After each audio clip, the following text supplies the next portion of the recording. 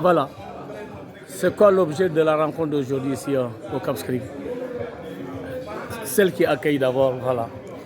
Voilà, merci Monsieur Mendy.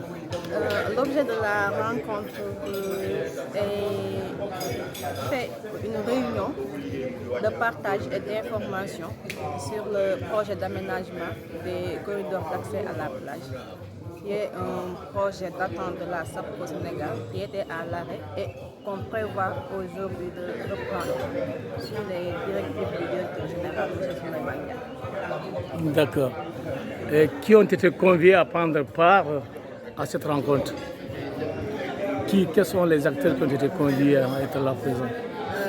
D'abord, les acteurs locaux, l'autorité administrative d'abord, le commandement territorial, les chefs de services techniques régionaux et départementaux, ainsi que nos missions de la SAPCO de Dakar, la direction générale, composée du directeur de l'aménagement et des travaux, du conseiller technique, du directeur général, ainsi que du directeur de l'acquisition foncière. On a aussi l'appui du délégué régional pour le sud de la SAPCO Sénégal. Pour le sud de SAPCO Sénégal, pour le sud, quel bilan présenterez-vous justement relativement à l'action de la SAPCO au niveau donc du pôle sud? Bon, c'est un bilan positif, d'autant plus que la réalisation en cours de ces corridors d'accès déjà au niveau de Cap Skirring peut être un nouveau souffle pour le tourisme et donc pour les populations locales. En dehors de cela, nous avons des projets à Kafountine et à Bénin dont les démarches administratives sont en cours d'être bouclées. Mais pas encore de réalisation à ce niveau là-bas?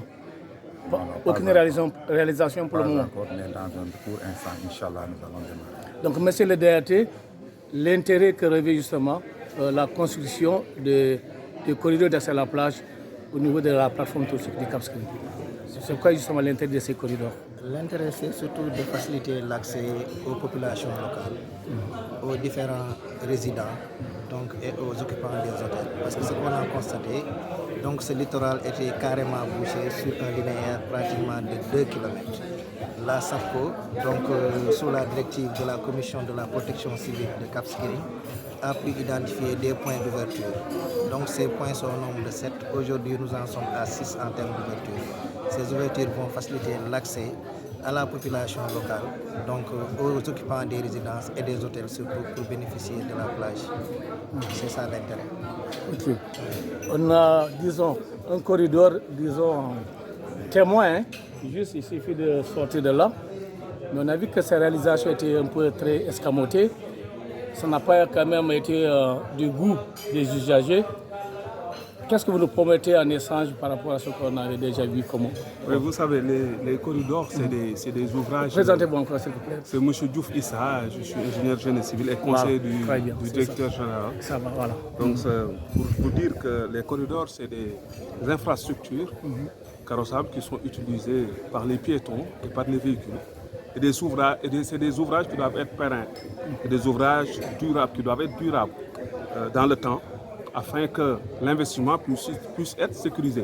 C'est pourquoi, en tant qu'ingénieur, avec le pool de techniciens que nous sommes, nous essayons vraiment de sécuriser cela en mettant une infrastructure qui va bien loin que l'autre qui a été déjà mis en place. C'est-à-dire, au départ, on aura des documents techniques qui seront bien calés, bien calculés, répondant aux normes. Et la réalisation aussi, la SAPCO prendra toutes les dispositions nécessaires pour un suivi conformément aux normes de construction. C'est votre avis aussi, monsieur? Mamoudou Jensen, directeur des études et de l'acquisition foncière.